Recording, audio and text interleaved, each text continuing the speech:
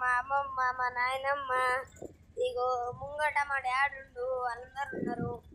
అగో ఆడేమో పెద్ద ఇల్లుంది ఏందేమో అది ఇస్తలేదు చక్కగా.